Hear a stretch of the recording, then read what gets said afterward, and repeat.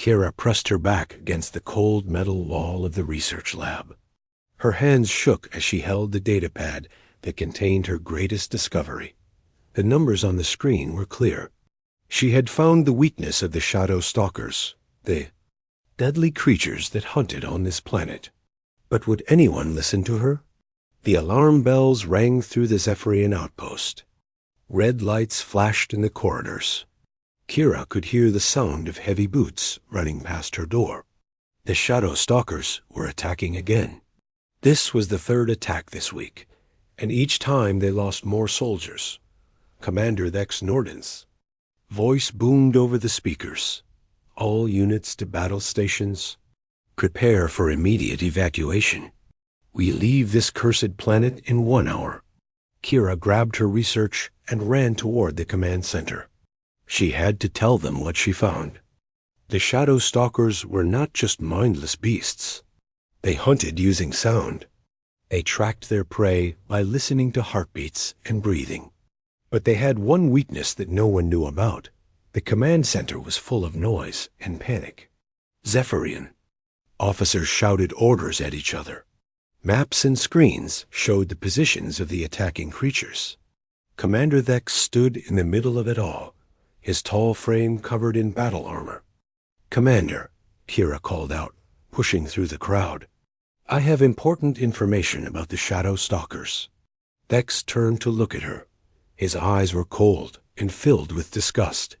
Like most Zephyrians, he was tall and strong, with thick muscles and sharp features.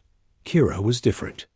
She was smaller, weaker, and spent her time studying instead of fighting. In Zephyrian society, this made her worthless. "What do you want, failure?" Thex said. The other officers laughed. "We are in the middle of a battle. Go hide somewhere safe while real warriors do the work." "Please, just listen," Kira said, holding up her datapad. "I found out how the Shadow Stalkers hunt. They use sound to track us, but they cannot hear certain frequencies. If we use the right sound waves, we can blind them, make them unable to find us." Thex stepped closer to her. His breath was hot on her face. "You think your weak mind can solve what our best warriors cannot? You are a disgrace to our people.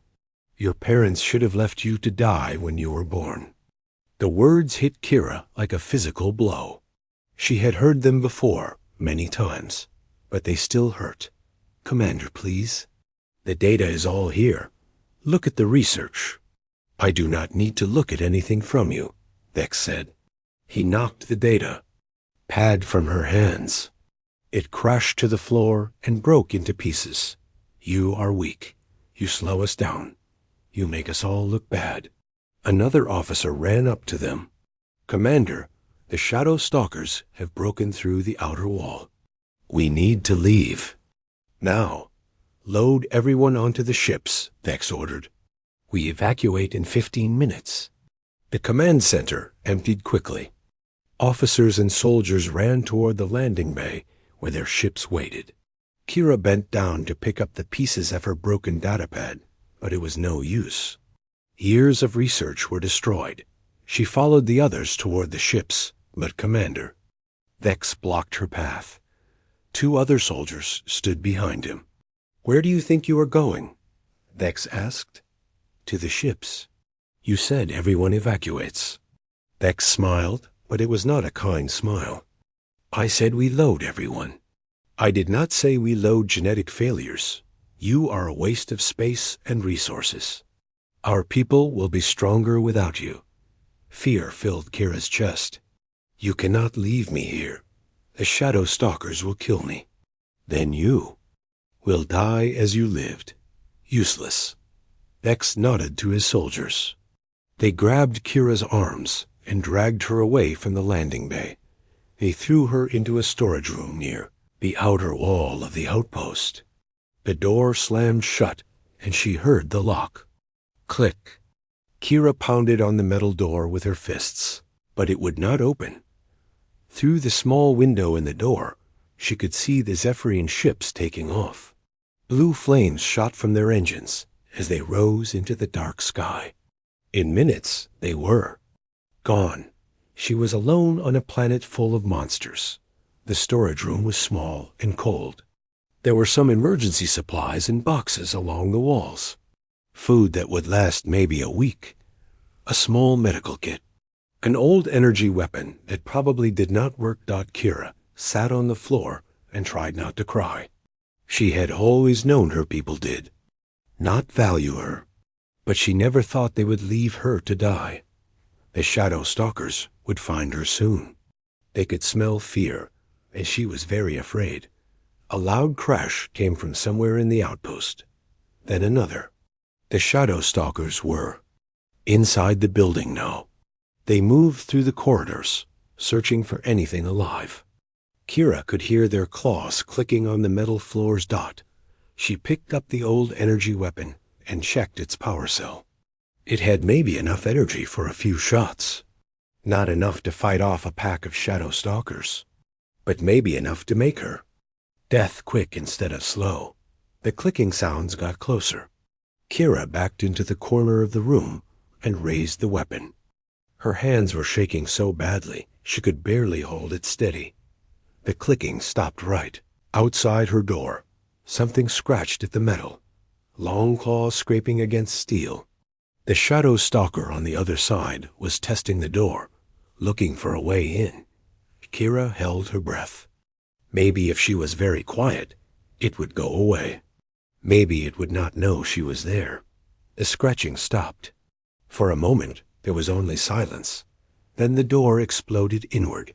The shadow stalker filled the doorway. It was huge, with black skin that seemed to absorb light. Its eyes were white and blind, but its head turned toward her anyway. It could hear her heartbeat. It could smell her terror. The creature opened its mouth, showing rows of sharp teeth.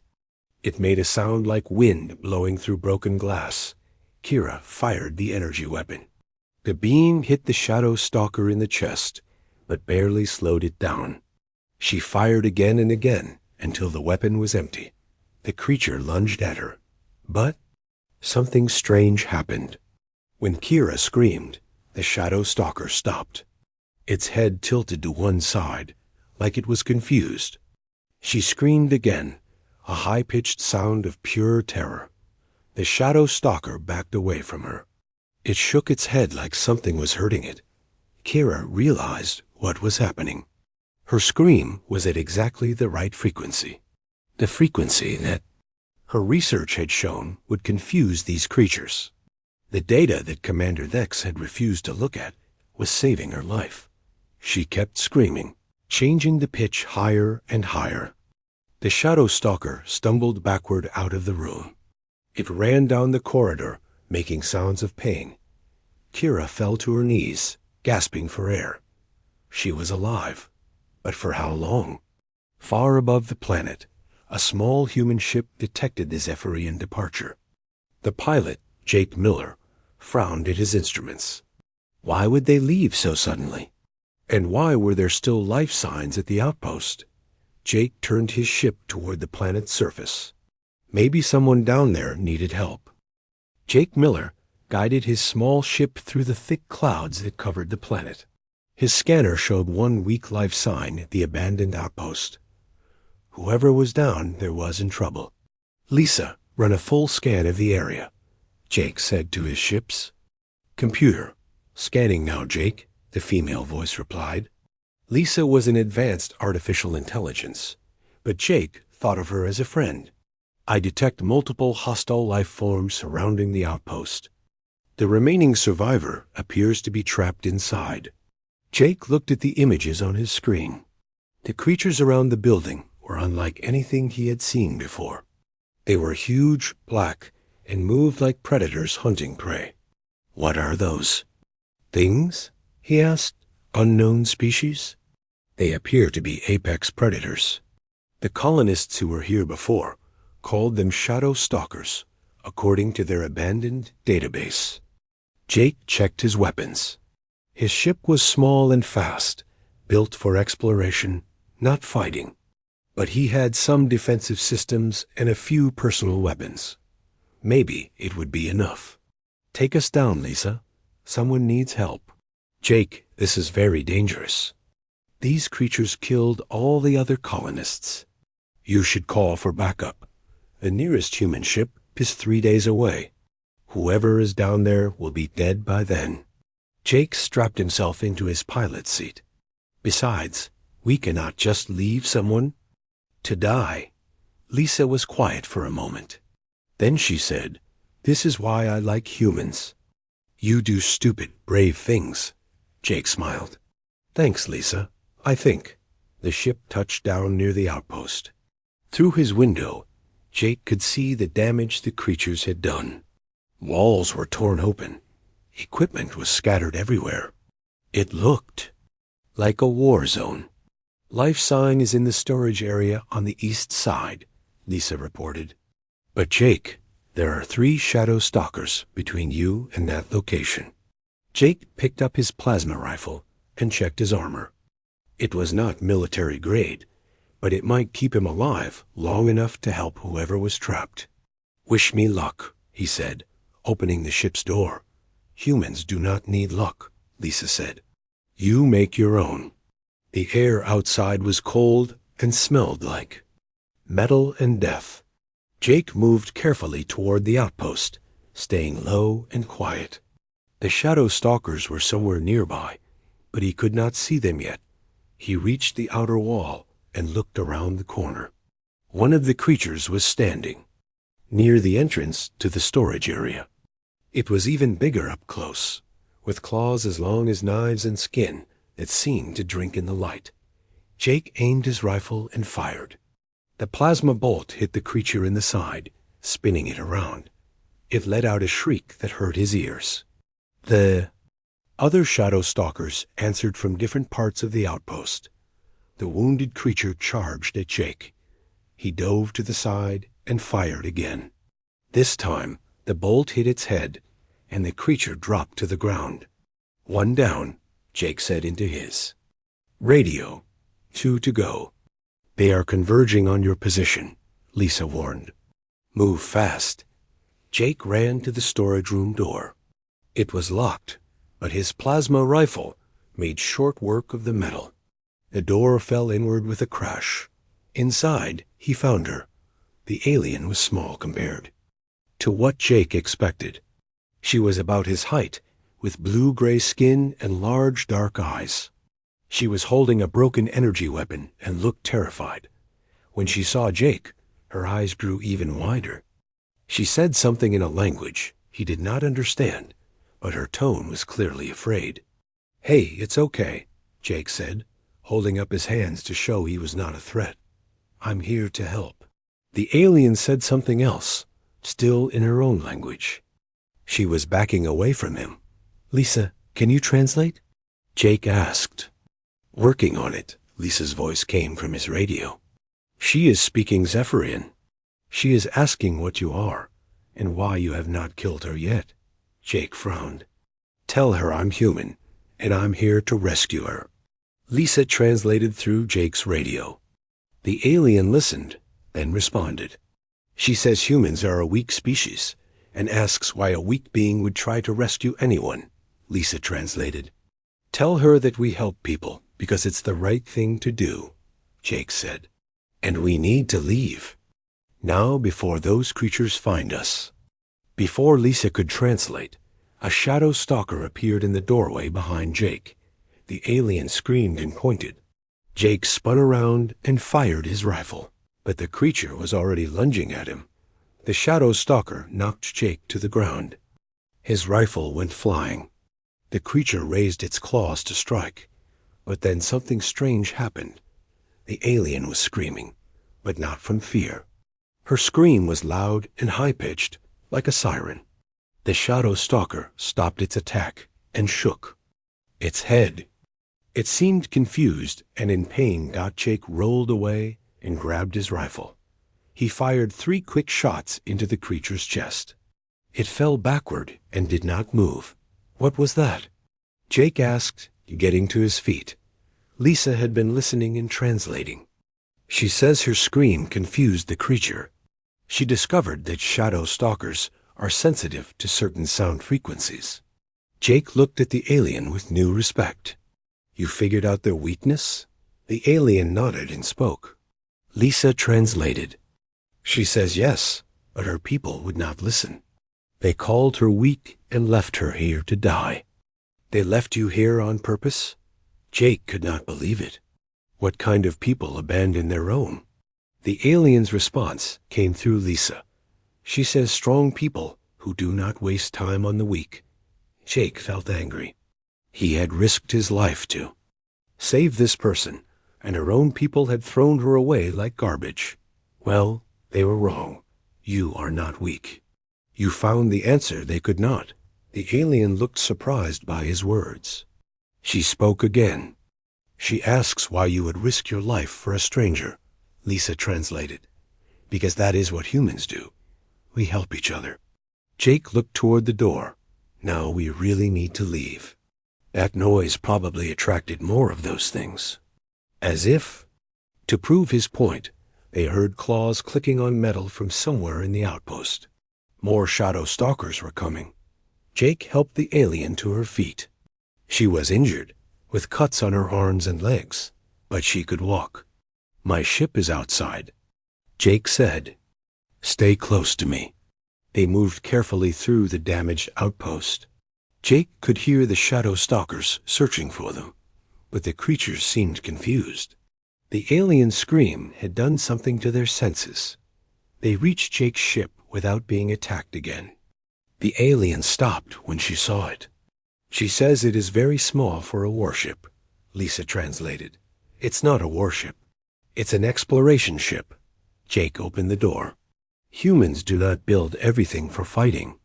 Inside the ship, Jake helped the alien into a passenger seat. She looked around with curiosity at all the equipment. "Lisa, can you run a medical scan on our guest?" Jake asked. "Already done. She has several cuts and bruises, but nothing life-threatening. Her species appears to have a strong constitution." Jake opened his medical kit and began cleaning the alien's wounds. She watched him work with obvious confusion. She asks why you are wasting medical supplies on her, Lisa translated. "Because you are hurt, and I can help." Jake applied a bandage to a cut on her arm. "What is your name?" The alien spoke. "Kira Veltar," Lisa said. "Nice to meet you, Kira. I'm Jake Miller." He finished with the bandages and sat back. "Now, Ken, you tell me what happened here?" Kira spoke for several minutes. Her voice grew angry and sad as she told her story. Lisa translated everything. Jake learned that Kira was a scientist who had discovered the Shadow Stalker's weakness. But her people, the Zephyrians, valued only physical strength. They saw her as defective and worthless. When the creatures attacked, their commander decided to leave her behind. "That is terrible," Jake said when she finished. "Your own people should have protected you." Kira responded through Lisa. She says that is not the Zephyrian way. The strong survive and the weak die. It is natural law, natural law. Jake shook his head. Helping each other is what makes us strong. One person alone cannot do what a group can do together. Kira looked thoughtful. She had never heard ideas like this before. She asks how humans became a spacefaring species if you waste time on the weak, Lisa translated. Jake smiled. Because the person you think is weak today might be the one who saves everyone tomorrow. Like you did. You found the answer that could have saved your whole expedition. Kira was quiet for a long time. Finally, she spoke.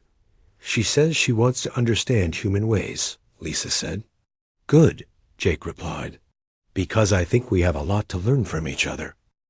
Jake's ship flew through space toward the human research vessel called New Horizon. Kira sat in the passenger seat, staring out at the stars. She had never traveled with aliens before. In fact, most Zephyrians believed other species were inferior and not worth talking to. "Tell me about your people," Jake said. "What is your home world like?" Kira spoke, and Lisa translated her words. She says Zephyra is a harsh world with dangerous creatures. Only the strong survive there. Children are tested when they are young. Those who fail the tests are sent away. Sent away where? Jake asked. She says to work camps or forgotten colonies. Places where the weak cannot make the strong look bad? Jake felt sick. That is horrible. What about families? Do parents not fight to keep their children? She says love is weakness. Parents who cannot give up weak children are weak themselves. A conversation was interrupted by Lisa. Jake, we are approaching the New Horizon. They are asking permission to come aboard. Tell Captain Rodriguez we have a guest who needs medical attention and food. A few minutes later, Jake's ship was safely inside the larger vessel's landing bay. Captain Amy Rodriguez was waiting for them with Dr. Carl Johnson and Ben Carter. The ship's xenobiologist Kira became nervous when she saw all the humans waiting for her. She had been taught that aliens were dangerous and not to be trusted. Welcome. Aboard, Captain Rodriguez said with a smile. I am Captain Amy Rodriguez. We are glad you are safe. Lisa translated, and Kira responded carefully.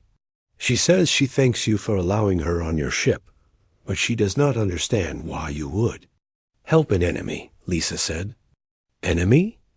Captain Rodriguez looked confused. We are not at war with your people. We barely know each other. She says all non-Zephyrians are potential enemies. It is safer to assume hostility than to be caught off guard. Dr. Johnson stepped forward. He was an older man with kind eyes and gray hair. That sounds like a very lonely way to live. Kira looked at him strangely when Lisa translated his words. She asks what he means by lonely, Lisa said. Never having friends from other species. Never learning about different cultures. Never discovering that the universe is full of people who might become allies and friends. Kira thought about this. As they walked through the ship, the New Horizon was much larger than Jake's scout ship. There were laboratories, living quarters, and recreation areas. But what surprised Kira most was how the humans acted toward each other. She saw a young human helping an older one carry equipment. In another room, several humans were working together on a complex problem, with each person contributing different skills. When they passed the medical bay, she saw Dr. Nina Hayes treating a human who had been injured in an accident. She asks why you waste resources on someone who cannot work. Lisa translated. Dr. Hayes looked shocked. He is a person. He is hurt. Of course we help him. She says that injured people slow down the group and make everyone weaker. No, Dr. Hayes said firmly. Taking care of each other makes us stronger. When people know they will be helped if they are hurt, they are willing to take risks to help others. Captain Rodriguez led them to a conference room where they could talk privately. She asked Kira to tell them what had happened at the outpost. Kira explained her research about the shadow, stalkers, and how her people had abandoned her. The humans listened with growing anger and disbelief. Your commander left you to die because you are not physically strong? Ben Carter asked. But you are a scientist. Your mind is your strength. She says Zephyrians do not value mental strength the same way, Lisa translated. Physical power is the only thing that matters. That is so wasteful, Captain Rodriguez said. Some of our greatest heroes were people who seemed weak but had strong minds and brave hearts. Jake nodded. Tell her about Professor Helen Wright. Captain Rodriguez smiled. Professor Wright was small and quiet. Many people thought she was not important. But during the Mars colony crisis, she figured out how to save 10,000 people by redirecting an asteroid. Her mind saved more lives than any army could.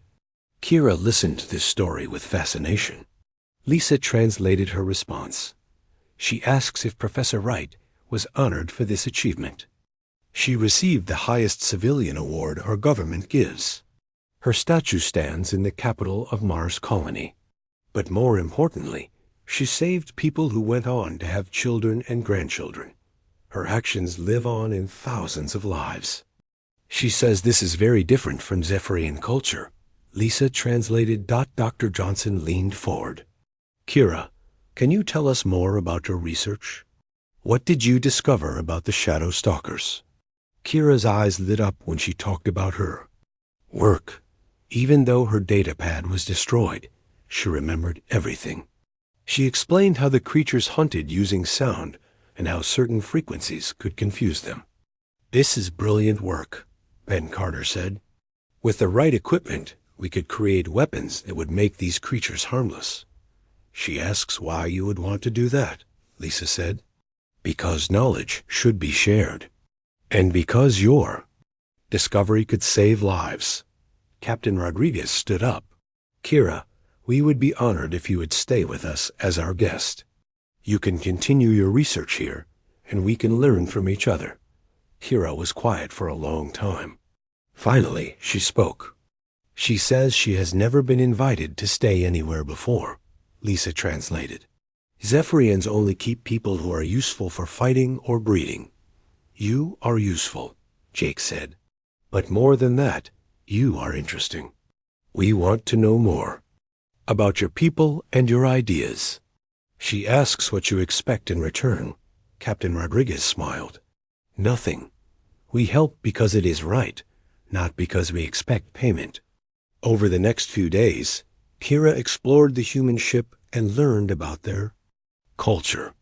She was amazed by how they treated each other. When someone made a mistake, they were helped to learn, not punished. When someone was sick, others took care of them. When there was a difficult problem, everyone worked together to solve it. She also observed their military training. Pete Collins, the ship's security chief, was teaching combat techniques to the crew. Kira expected to see the strong dominating the weak, but instead she saw experienced fighters helping beginners learn. She asks why the strong ones do not simply take what they want from the weak ones. Lisa translated during one training session. Pete Collins paused in his demonstration. Because strength is not about taking from others. Real strength is about protecting people and helping them become strong too. She says this makes no sense. If everyone becomes strong, then no one is special. Wrong, Pete said with a grin. If everyone is strong, then everyone is special.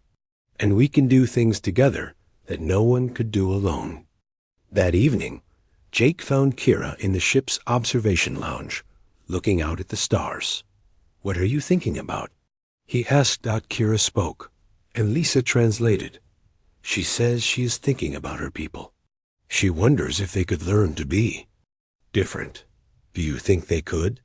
She says it would be very difficult. Zephyrian culture has been the same for thousands of years. But maybe ... maybe some individuals could change. Jake sat down next to her. Change starts with one person, then another, then another. Eventually, enough people change that the whole culture changes. She asks if you really believe that. I know it. Human history is full of examples. We used to be very violent and cruel to each other. Wars, slavery, treating people badly because they were different. But we changed.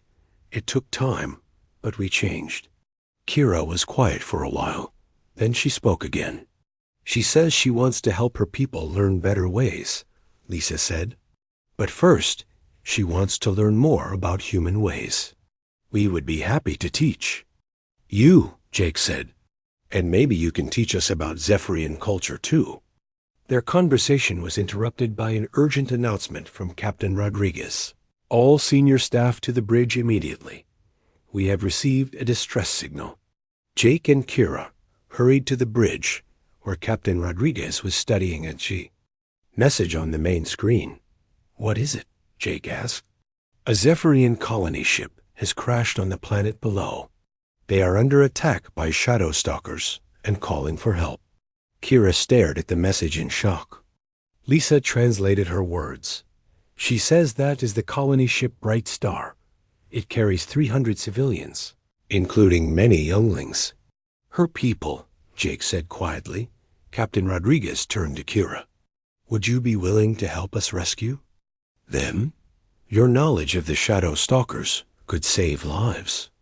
Kira thought about how her people had treated her, how they had left her to die.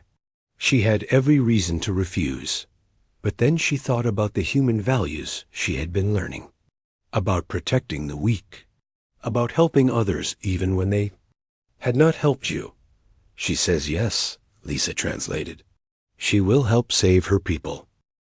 The rescue mission prepared quickly. Captain Rodriguez gathered her best people.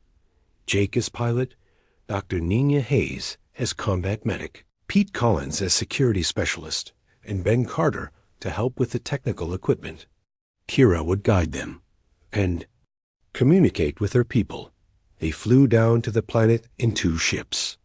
The Zephyrian colony vessel had crashed in a valley surrounded by rocky hills. From above, they could see hundreds of shadow stalkers moving around the wreckage like ants around food. There, Kira pointed to a section of the ship. The emergency shelters are in that area. If anyone survived, they will be there. Jake piloted their ship closer. Through the windows, they could see Zephyrian survivors inside the wreckage, but they were trapped. The shadow stalkers had surrounded the ship completely. Lisa, scan for life signs, Jake ordered. I count 237. Zephyrian life signs, Lisa reported. They appear to be in 3 separate groups within the ship. She says that means they lost about 60 people in the crash. Lisa translated Kira's words. Dr. Hayes checked her medical equipment. We will need to get them out in groups. The ship cannot carry everyone at once. Pete Collins studied the shadow stalkers through his scope. Those creatures are bigger than the ones at the outpost, and there are a lot more of them. Kira spoke urgently, and Lisa translated. She says the shadow stalkers on this planet have been growing larger and more aggressive. Something is making them evolve faster. Can you still use your sound technique on them? Ben Carter asked. She says yes, but she will need the right equipment to make it work on so many creatures at once. Ben opened a case of electronic equipment. We brought sonic generators. If you can tell us the right frequency, we can build weapons that will confuse them. Working together, Kira and Ben created several sonic devices. They tested them on a small group of shadow stalkers near the edge of the valley. The sound waves made the creatures stumble and run away in confusion.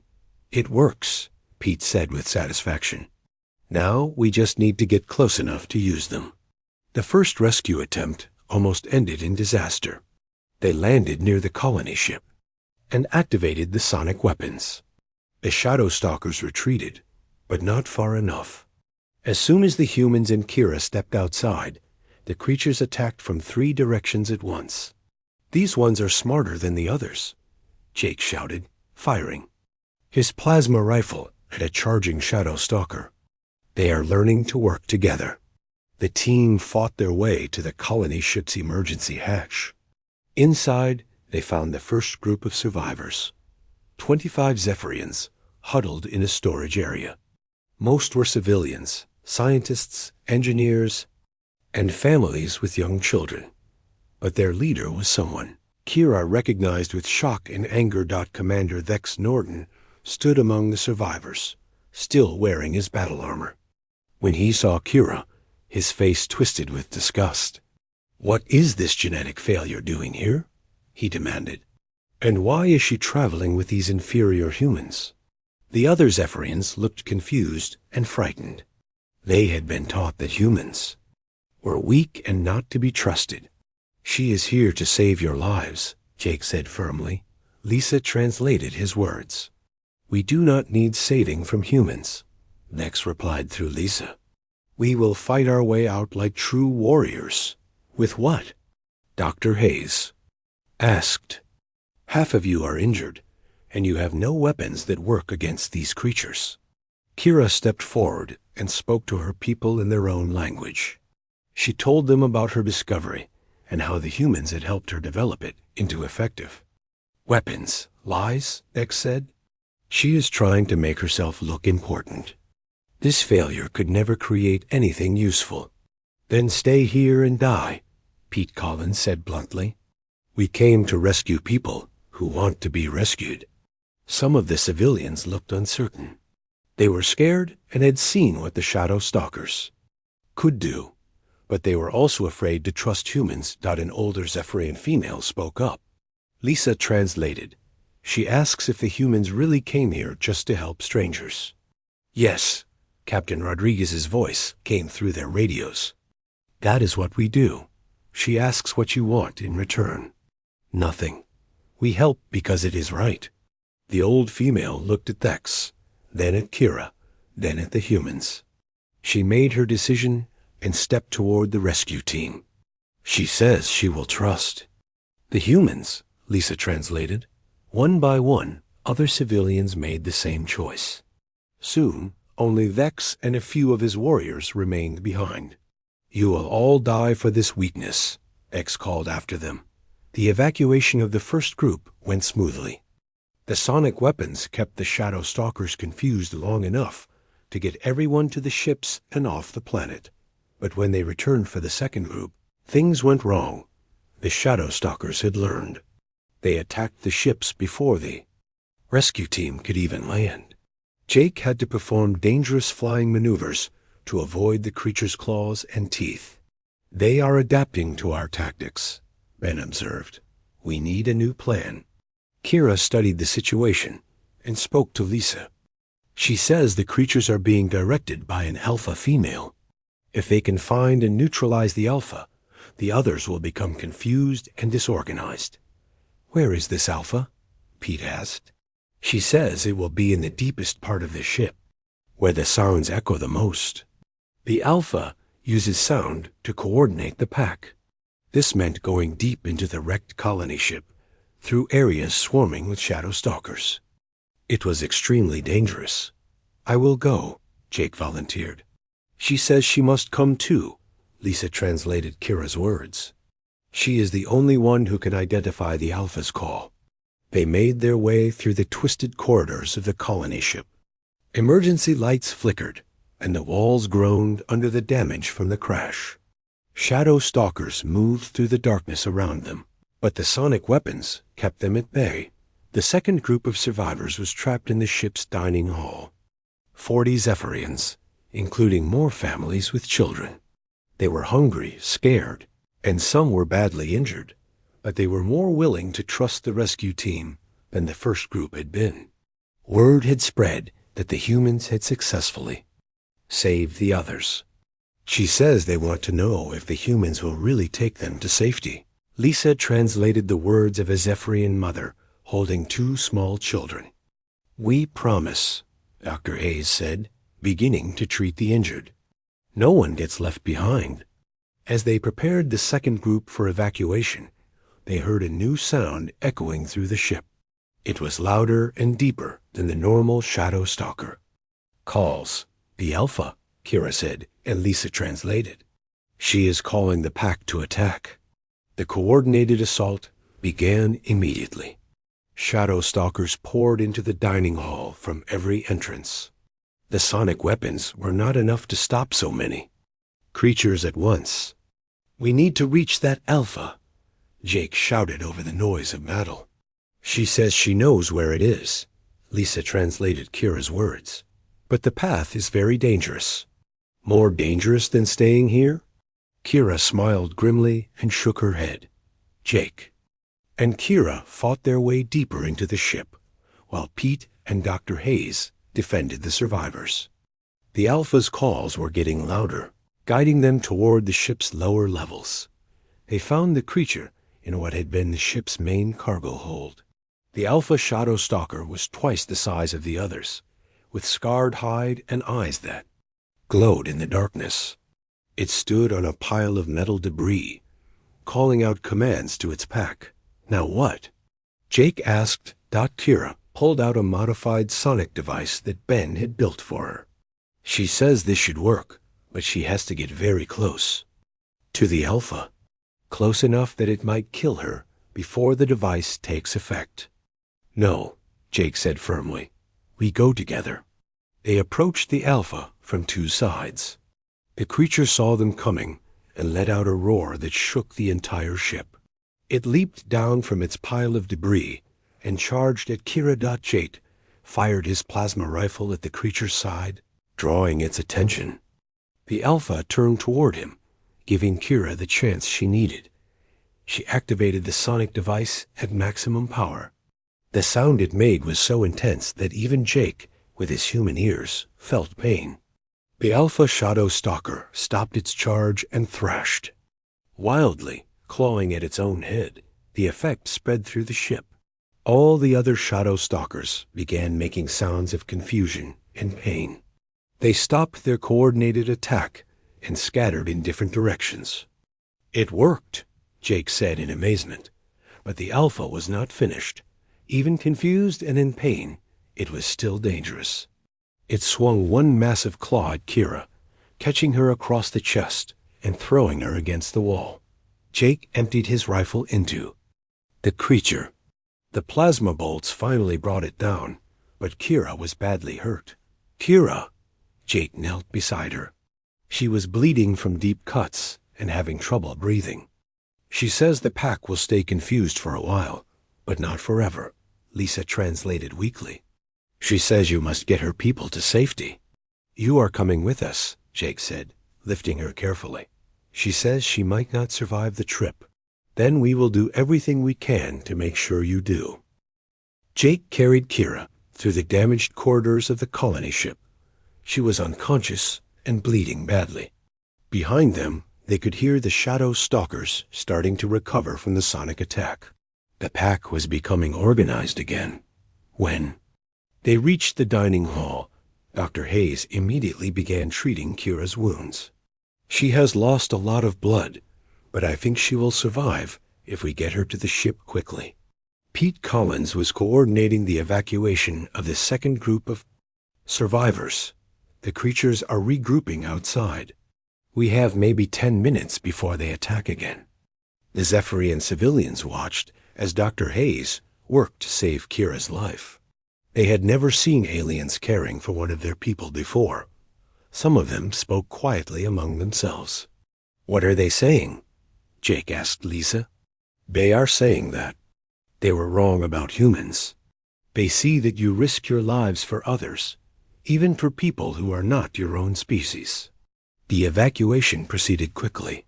The confused Shadow Stalkers were still scattered, giving the rescue team time to get everyone to the ships. Soon, only one group remained trapped in the colony ship, but this group included Commander Vex and his warriors, and they refused to be rescued by humans. She says we should leave them. Lisa translated an angry comment from one of the rescued civilians. She says Vex chose to abandon Kira, so now he can face the consequences. Jake looked at the colony ship, where the remaining Zephyrians were trapped. The Shadow Stalkers were gathering again, drawn by the scent of prey. No, he said firmly. We do not leave people to die, even if they are not good people. She asks, why you would save someone who tried to kill your friend. Lisa translated another survivor's question. Dr. Hayes looked up from treating Kira. Because saving people is not about whether they deserve it. It is about who we choose to be. The final rescue mission was the most dangerous.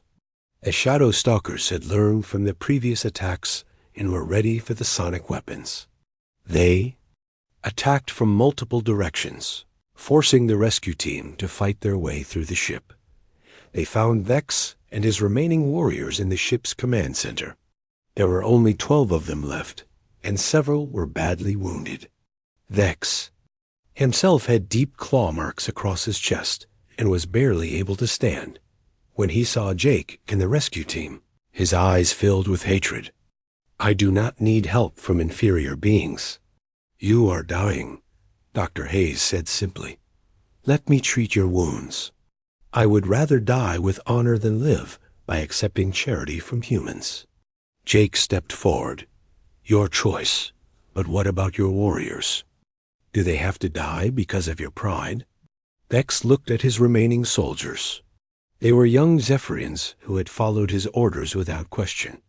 Now they were trapped and hurt, and some were looking at the humans with hope instead of hatred. One of the younger warriors spoke up. Lisa translated. He says he wants to live. He says there is no honor in dying for nothing. Coward, Vex snarled. But more of his warriors were nodding in agreement. The Shadow Stalkers chose that moment to attack. They poured into the command center from 3 different entrances. The sonic weapons slowed them down, but there were too many of them. Jake found himself fighting beside Vex, both of them firing at the approaching creatures. Despite everything, Jake could not let the Zephyrian commander die. Why do you help me? Vex asked during a brief pause in the fighting. Because it is right, Jake replied. A Shadow Stalker broke through their defenses and lunged at one of the wounded Zephyrian warriors. The young soldier could not move fast enough to avoid the attack. Without thinking, Vex threw himself between the creature and his warrior. The Shadow Stalker's claws tore through his armor and into his chest. He fell to the ground, bleeding heavily. Jake killed the creature with his plasma rifle and knelt beside Vex. The Zephyrian commander was dying. Why did you do that? Jake asked. Vex's voice was weak. He is one of mine. I protect my people. Even if it costs your life? Yes. Vex coughed, and blood came from his mouth. I was wrong about you, human. You understand what it means to protect others. Dr. Hayes tried to treat Vex's wounds, but they were too severe. He was dying, and they all knew it. Tell Kira, Vex whispered. Tell her. She was right about the creatures. About everything. I should have listened. Tell her yourself, Jake said. We are getting you out of here. But Vex shook his head. No time. Take my warriors. Save them. He looked directly at Jake. You are not weak, human. Your people, they are stronger than mine. You know how to be strong together. Those were his last words. Commander Vex Norton died protecting his soldiers, finally understanding what real strength meant. The remaining Zephyrian warriors allowed themselves to be rescued without argument. They had seen their commander die to protect them, and they had seen humans risk their lives for strangers. It changed how they thought about strength and honor. Back on the New Horizon, Kira recovered slowly from her injuries. She was sad to learn about Vex's death, but also proud that he had finally understood the importance of protecting others. The rescued Zephyrians were given food, medical care, and places to stay on the human ship. At first, they were suspicious and uncomfortable. But as days passed, they began to see how humans treated each other, and how they were being treated as welcomed guests rather than prisoners. One evening, Jake found Kira in the observation lounge again, looking out at the stars. How are you feeling? He asked. Better, she said. Lisa no longer needed to translate. Kira had been learning human language quickly. Jake, I want to ask you something. What is it? Your people rescued mine, even after my people tried to abandon me. Why? Jake sat down beside her. Because that is who we choose to be. We could have been angry and left your people to die, but that would not make us better than Commander Vex. It would make us the same as him. But does it not make you weak, helping people who might be enemies? No, Jake said. It makes us strong. Every person we help might become a friend. Every life we save might go on to save other lives. Your research has already saved hundreds of people, and it will save more in the future. Kira nodded slowly. I think I understand now. Strength is not about being the biggest or the toughest. It is about making everyone around you stronger too. Exactly. Over the following weeks, the rescued Zephyrians learned about human culture. Some decided to return to their own people to share what they had learned. Others chose to stay and work. With the humans, Kira became the first Zephyrian to join a human crew permanently. She worked with Ben Carter to develop better sonic weapons and continued her research on the Shadow Stalkers. But more importantly, she became a bridge between two species that had never understood each other before. The young Zephyrian warriors who had served under Vex spread the story of the rescue throughout their fleet. They told other Zephyrians about humans who risked their lives for strangers, who cared for the weak and injured, and who found strength in cooperation rather than domination. Not all Zephyrians accepted these ideas. Many still believed that strength came from conquest, and that weakness should be eliminated. But some began to question the old ways. 6 months later, Jake received a message from the Zephyrian government. They wanted to establish formal diplomatic relations with humanity. They also wanted to learn more about human philosophy and culture. Message was signed by a new Zephyrian leader, one of the young warriors who had been rescued from the colony ship. Change starts with one person, Jake said to Kira as they read the message together. Then another, then another. And sometimes, Kira replied, it starts with someone who was left to die but found a friend instead. Jake smiled. Sometimes, a person everyone thinks is weak turns out to be the strongest of all. Years later, human children would learn about Kira Veltar in their history classes. They would learn how a Zephyrian scientist, abandoned by her own people, helped create the first alliance between humans and one of the galaxy's most warlike species. But Kira herself preferred to work in her laboratory, studying new worlds and new creatures. She had learned that real strength came not from being feared, but from being useful. Not from dominating others, but from helping them become better than they were before. And whenever young humans or Zephyrians asked her about the secret to building bridges between different peoples, she would tell them the same thing Jake had told her. Help people because it is right, not because they deserve it. Save people because you can, not because they would do the same for you. And remember that the person you think is weak today might be the one who saves everyone tomorrow. The galaxy was a big place, full of different species with different ideas about strength and weakness. But thanks to people like Jake and Kira, it was becoming a place where those differences could be turned into strengths, and where no one had to face the monsters alone.